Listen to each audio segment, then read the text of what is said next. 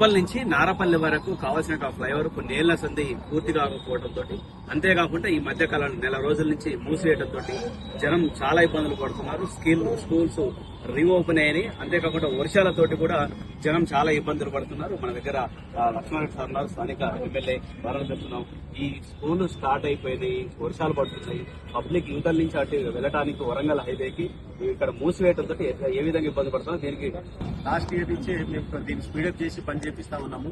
ఇక్కడ మంత్రి గారు వెంకటరెడ్డి సార్ కూడా వచ్చి రావడం జరిగింది.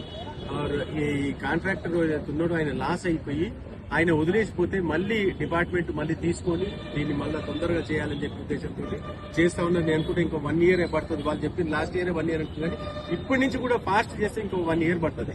అందుగురించి ఈ రోజు కూడా మీరు అన్ఎక్స్పెక్టెడ్ ఈడ కలిసింది నాకు.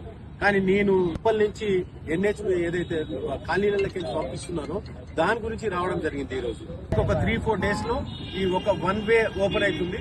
కడమది ఫుల్ ఫ్లెజ్ కావాలంటే అది కూడా ఇంకొక 15 రోజులు అయితే ఫుల్ ఫ్లెజ్ ఉప్పల్ మెయిన్ ఊర్లకించి పోయేటట్టు అవుతుంది. సైన్ బోర్డ్ తో పాటు ఏదైతే సైన్ బోర్డ్స్ ఉంటాయో ఆ ప్రకారం అది చూసుకొని పోవాలని చెప్పి రిక్వెస్ట్ చేయడం జరుగుతుంది. జాతీయ రహదారిని ఈ విధంగా మూసేస్తే జనం ఇబ్బంది పడుతుంది. అంటే లేకపోతే ఇక్కడ ప్రాబ్లమ్స్ ఏమున్నాయంటే NH వాళ్ళు చాలా స్పీడప్ చేసి పని చేస్తా ఉన్నారు. ఇది లేకపోతే అయితే మేము బంద్ చేయకపోతే ఇంకా 2 ఏళ్ళైనా పని కాదనే ఉద్దేశంతో నేను కూడా చెప్పడం జరిగింది. 2 ఏళ్లు మూసేసినా పర్వాలేదు, కానీ ఫస్ట్ మాకు ఈ పని కావాలని చెప్పి స్పీడప్ చేస్తాం. ఇదే ప్రత్యామ్నాయంగా పక్కన ఉన్నట్టు రోడ్ల గల్లీలలో కూడా చాలా ఇబ్బంది, వర్షం పడ్డప్పుడు వెహికల్స్ మూవ్ అయినట్టు దానికి ప్రత్యామ్నాయంగా ఏం చేస్తున్నారు మీరు? ట్రాఫిక్ పోలీస్ వాళ్ళకి ఆల్రెడీ ట్రాఫిక్ వాళ్ళు మేము అందరం కోఆర్డినేషన్ చేస్తున్నాం. GHMC వాళ్ళ MMC వాళ్ళతో కూడా కోఆర్డినేషన్ చేసి patch work first of all ఏదైతే బస్సులలో ఏదైతే పోర్టల్స్ ఉన్నాయో అవన్నీ ఫుల్ఫిల్ చేసి బండ్లు NH కి పోయే అంటే వరంగల్ పోయే బండ్లు అన్ని కూడా ప్రాబ్లం లేకుండా ప్యాచ్ వర్క్ అన్ని చేస్తా ఉన్నాం. నేను కూడా ఎంబడి ఉండి పరిశీలి చేస్తా ఉన్నాను. ఈ రోజు కూడా మేము చెరువులు ఇవన్నీ చూస్తా ఉన్నాను నేను, ఎందుకంటే వర్షం పడుతుంది కాబట్టి దానికి సంబంధించిన ఏమేమి కావాలనేది చూసి వాళ్ళ ఆఫీసర్ తో కోఆర్డినేట్ చేసి మాట్లాడతాను. దాని భాగంగానే ఇప్పుడు నాగరాజ్ సాబ్ CA సాబ్ వచ్చిండు. మీరు ఏదన్నా కూడా మీరు తనని కూడా ఒకసారి మాట్లాడినట్టు 100% ఏంటంటే కాంట్రాక్టర్ అంటే లాస్ అయ్యి ఈ ప్రాబ్లం ఫేస్ చేస్తున్నారు. లాస్ట్ 10 ఏళ్ల సంది ఇది నడుస్తా ఉంది.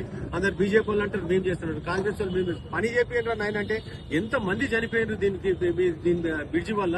కనీసం 30-40 మంది చనిపోయారు. BJP వాళ్ళు అంటారు మేము మా కారిడార్ మేము తీసుకొచ్చాము. అంటే మీరు ఎవరు తెస్తే తేండి, కానీ ఆ పని కాడ స్పీడప్ మాత్రం చేయరు. ఉత్తగా వచ్చి మైక్ల ముందు మాత్రం మాట్లాడతారు వాళ్ళు. ఇప్పుడు నేను ఎట్లా తిరిగి చేస్తా ఉన్నాను, అందరిని ఆఫీసర్లు కోఆర్డినేట్ చేస్తున్నాము. వాళ్ళు చేయొచ్చు కదా, NH వాళ్ళతో ప్రెజర్ పెట్టిపోయచ్చు. లోకల్ లీడర్లు కాంగ్రెస్ పార్టీ ఇక్కడ ఎవరైతే ఉన్నారో వాళ్ళు కూడా ఎంబడి నుండి పర్సీవ్ చేయొచ్చు. ఎవరు చేయడండి, మేము మళ్ళీ నేను సొంతంగా నేను తిరిగి అన్ని ఆర్గనైజ్ చేయాల్సి వస్తుంది. చాలా ఇబ్బంది పడుతున్నారు. ఇప్పుడు మేము ఉప్పల్ బస్ స్టాండ్ కూడా ఏదైతే చెరువు పక్కన ఇప్పుడు బస్ స్టాండ్ దానికి కూడా నేను నాగిరెడ్డి గారు కలవడం జరుగుతుంది. HNDA కమిషనర్ తోటి దాని ఫండ్ తీసుకొచ్చి బస్ స్టాండ్ కూడా పెద్దగా అంటే భారీ ఎత్తున ఇప్పుడు ఏదైతే జూబ్లీ బస్ స్టాండ్ ఉందో ఆ రకంగా అంటే అంత పెద్దది కాదు, అలా 10-20% వచ్చినా చాలు ఆ రకంగా క్రియేట్ చేయడానికే ఇప్పుడు ఆడికించి వీడికి రావడం జరిగింది. ఇంకా ఈ ఒక్క తమరన్నారు వరంగల్ ఇటుపైదే కాదు, వేరే స్టేట్లకు కూడా ఇదే రోడ్లు ఇచ్చేస్తారు, వేరే స్టేట్లకు కూడా. కాబట్టి ఎంత అయితే అంత ఆఫీసర్లు నేను కూడా రిక్వెస్ట్ చేస్తున్నాను ఏంటంటే ఇంకా తొందరగా కంప్లీట్ చేయాలి. ట్రాఫిక్ లో రిక్వెస్ట్ ఏంటంటే బండ్లు ఏదైతే కాలేజీలకి పోతున్నాయో ఎవరు పార్క్ చేయకుండా చూసి వాళ్ళకి ఫైన్లు వేయండి. భయానికన్నా కనీసం వాళ్ళు రోడ్డు మీద పార్క్ చేయాలని చెప్పి